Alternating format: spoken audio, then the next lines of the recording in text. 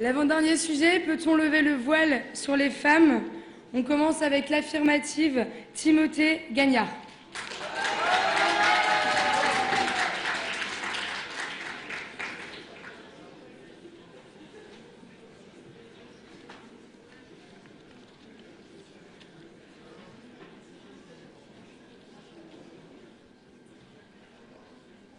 Ecclésia de Gemme, c'est l'asile politique que je suis venu vous demander ce soir.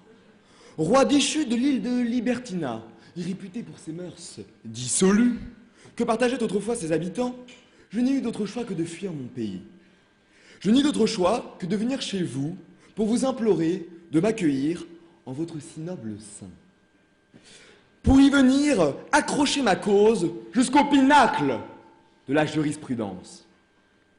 Mais avant de continuer plus en avant, laissez-moi ouvrir un dictionnaire et vous parler d'un peu de ce pays dont autrefois je fus le roi. Régime politique qui puise ses origines dans la doctrine du marquis de Sade. L'île de Libertina est un pays réputé pour avoir hissé le plaisir sensuel comme l'origine de toutes ses lois. Un dictateur s'est ensuite imposé du pouvoir, imposant une redoutable morale islamico-judéo-chrétienne.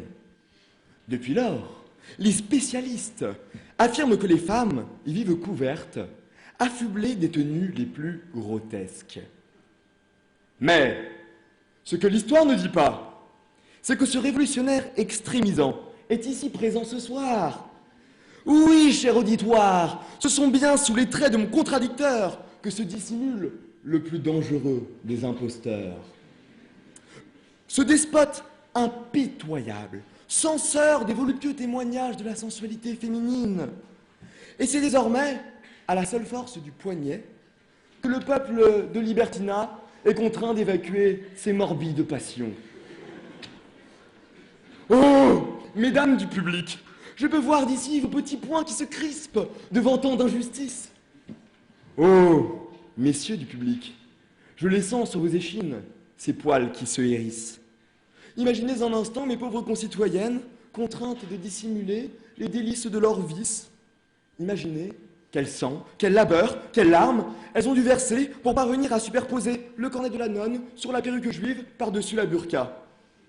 Ces femmes, menues ou dodues, qui pavanent et nues, les voilà qui se couvrent pour courir dans nos rues. Cher auditoire, désormais renforcé de mon témoignage totalement imaginaire, vous me l'accorderez, la question n'est plus de savoir si l'on peut dévoiler les femmes de Libertina. Non, c'est un devoir, c'est d'une obligation morale dont je veux vous convaincre.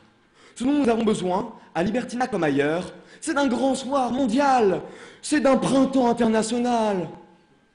Oui, mesdames, messieurs, c'est en faveur du grand chambardement, que dis-je, de l'ultime révolution du Révéla Révélum, entendez, dévoiler le voile, que je suis venu plaider devant vous. Mettez les voiles dans mon sillage, pourfendons les tartuffes. Comme mon contradicteur, ils semblent tous hurler à la lune, couvrez ce sein que je ne saurais revoir, aussi rageux qu'hypocrite. Et qu'enfin les dévots de tout poil s'essayent à notre culte, celui qui glorifie le visage de la femme. Mais m'indignant, je m'exalte. Il me faut retrouver la sérénité avant que les passions tumultueuses qui bouillonnent dans mes veines vous fissent remettre en cause mon bon sens. Certes, le monde entier dépend de tes yeux purs et tout mon sang coule dans leur regard. C'est ce que disait Paul Éluard au terme de son célèbre poème « La courbe de tes yeux, à l'élu de son cœur ». En réalité, ces quelques mots sont universels. Et nous pourrions, messieurs, les adresser à toutes nos femmes. Oui, messieurs, c'est à vous que je m'adresse. Que serions-nous, enfants, privés des reflets chatoyants des chevelures de nos mères? Que ressentirions-nous, frères, dépossédés des sourires réconfortants de nos sœurs? Que ne pleurerions-nous pas, pères, de ne plus voir grandir nos filles? Et quel mari incarnerions-nous, geôliers de nos propres épouses? Messieurs, je vous le redis, le monde entier dépend de leurs yeux purs. Et c'est un poignard acéré qu'on a fiché dans le cœur même de l'humanité, des préceptes religieux créés par les hommes pour asseoir leur règne. Et ce n'est pas seulement les partisans du voile islamique que j'appelle à comparaître devant le tribunal de l'humanité. Que les hommes chrétiens, qui dissimulent les cheveux de leurs nonnes, sous des cornets sinistres, viennent les rejoindre dans le box des accusés. Et que ceux parmi les juifs, qui abritent aujourd'hui les visages de leurs femmes, sous une odieuse frumka, excusez-moi, composée de 7 voiles, 10 jupes et des gants, comparaissent avec eux. Oh, j'entends déjà s'élever la voix de mon contradicteur, qui ne manquera pas d'évoquer le libre arbitre de la femme. N'est-ce pas parfois de sa propre initiative qu'elle décide de revêtir les stigmates du machisme religieux? Et de facto, ces femmes existent, de la même manière que certaines sœurs de l'Opus Dei attachent autour de leur mollet un cilice, cet anneau aux dents métalliques qui déchire leur chair. Mais la raison de ce masochisme est évidente. C'est le pouvoir de l'intériorisation de la contrainte qui se manifeste ici. C'est enseveli sous les montagnes de fange d'une domination masculine illégitime, ancrée dans trop de cultures religieuses, qu'elles se pensent maîtresses de leur choix. Peuple de gemmes, messieurs du jury tout-puissant, mon cher, que dis-je, mon divin contradicteur, je vous le dis, la question n'est pas de savoir si notre génération est capable de d'hisser les voiles au-dessus des têtes de nos femmes. La question n'est pas non plus de savoir s'il nous appartient ou non de plaider coupable pour les traditions imposées par nos ancêtres. La question n'est enfin pas de savoir si nous sommes athées ou croyants. Le combat contre le machisme et les relents patriarcaux ne correspond à rien d'autre qu'au devoir d'égalité que nous nous sommes imposés en 1789. Dans un monde dans lequel la population féminine est aujourd'hui majoritaire, même les bastions religieux, même les lois les plus sacrées doivent se plier devant la dynamique du progrès. Avec moi, tournons-nous vers nos frères, pratiquants du monde entier, et implorons-les de bien vouloir réformer leurs églises au nom de leurs si belles valeurs. Implorons-les de bien vouloir reconnaître en nos sœurs des égales. Alors, peut-être, les voiles tomberont et nous y verrons clair. Alors pourrons-nous peut-être affronter leurs regards sans culpabilité ni crainte. Alors peut-être, en faisant d'elles nos égales, panserons-nous les plaies de notre monde blessé. Cessons, je vous en prie, de nous voiler la face et laissons la courbe de leurs yeux faire le tour de nos cœurs.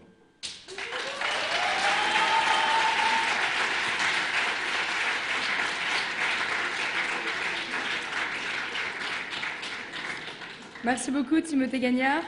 Pour la négative, Benjamin Poyet.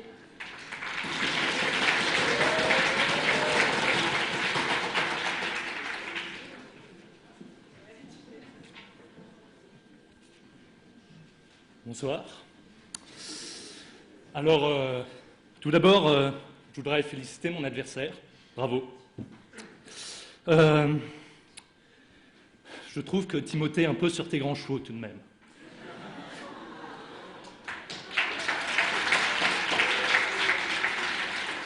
Je suis, crois-moi bien, convaincu que la science peut, à condition d'avoir les moyens, nous donner des grands orateurs comme toi ou tes compagnons.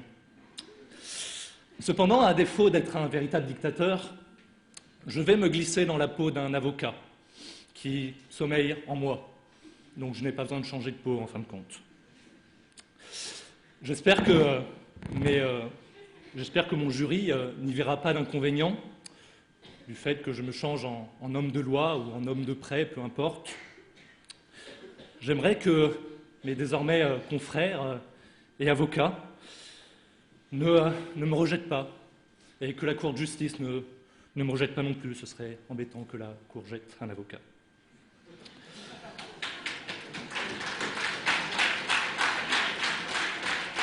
Vous l'aurez remarqué, de l'avocat, je n'ai ni la robe ni les hauts talents. Mais cependant, j'aimerais vous dire que j'aimerais me faire mettre Poyet l'espace d'un instant, afin de contredire, mon cher Timothée, tes paroles. Je suis bien embêté car maintenant je dois prendre la parole. Monsieur le Président, messieurs, mesdames les jurés, mes chers confrères et amis, j'aimerais te dire déjà que les sujets subtils comportent ô bien des abîmes dont tu n'as pas saisi toute l'opportunité. Je suis Désolé aussi de vous annoncer que mon discours ne sera absolument pas amusant. Je n'ai pas pour objectif de vous faire rire, d'une part parce que je ne fais que des choses très sérieuses, et ensuite car la vanne passe, les chiens aboient, et au final, rien ne sert de se voiler la farce. Je vais donc maintenant démonter tous tes propos. Ne t'en fais pas, démonter, c'est comme démontrer sans en avoir l'air. Je vais donc démonter tes propos en te disant que toi qui plaides pour dévoiler la femme, je te trouve bien égoïste. Tu implores ces messieurs, ces frères du monde entier, mais est-ce que le véritable féminisme, quelque part, ce ne serait pas de dire « vous, mesdames », non pas les frères qui vous imposent ces voiles, non pas ces hommes qui vous enferment dans des cadres patriarcaux, mais non, vous, mesdames, vous pouvez vous libérer, vous, et vous seuls, pouvez décider si vous avez envie ou non de porter le voile. Car certes, tu nous as dit que si certaines portaient le voile par choix, elles étaient quand même guidées par la culture. Mais pourquoi portes-tu des vêtements aujourd'hui?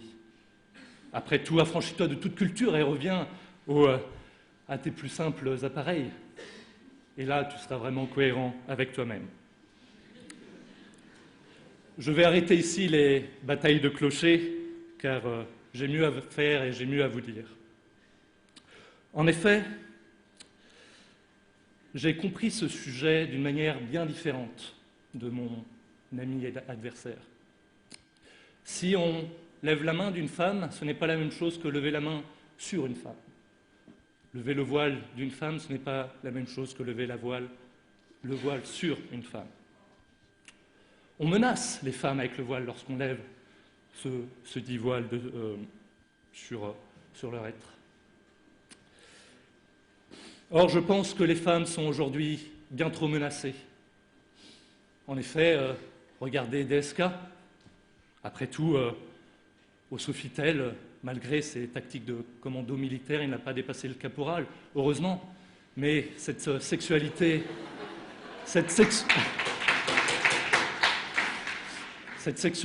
débridée questionne. Avec Strauss-Kahn, ce n'est pas la Dominique. J'espère vous convaincre par mon argumentation que, en toute honnêteté, je pense que la femme reste pour moi un grand mystère. On parle entre représentants de la gente masculine, mais je dois t'avouer que je suis fort embarrassé de parler de la chose féminine.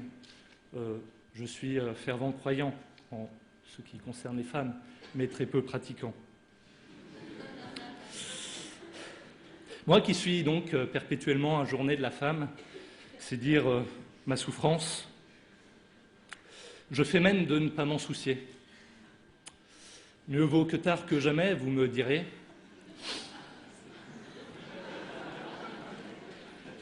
Encore fallu-ce que vous vous en souciasse.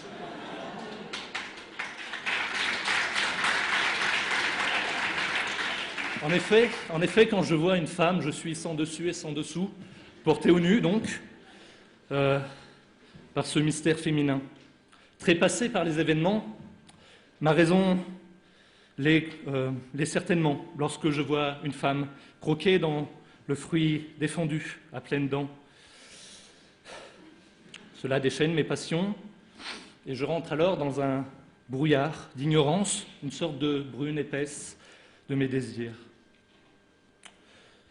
Pour moi, on ne peut lever le voile sur les femmes.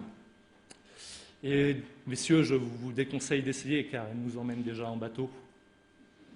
Bon, pour la fin, j'ai ramé un peu. Donc je me suis dit,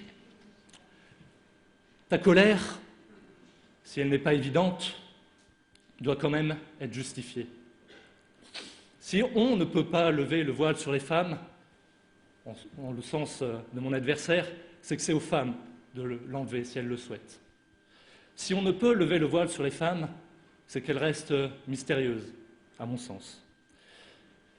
C'est pour ça que je vais vous faire part de mon ultime colère. Ma colère contre ceux qui veulent imposer un mode d'habillement aux femmes, que ce soit pour leur imposer un voile ou pour leur imposer de ne pas en porter. Je veux vous faire part aussi de ma colère contre celles et ceux qui pensent qu'il n'y a pas d'alternative. Mesdames, messieurs, il y a toujours le choix. Et c'est vraiment la colère qui peut toujours nous protéger des contradicteurs. Merci.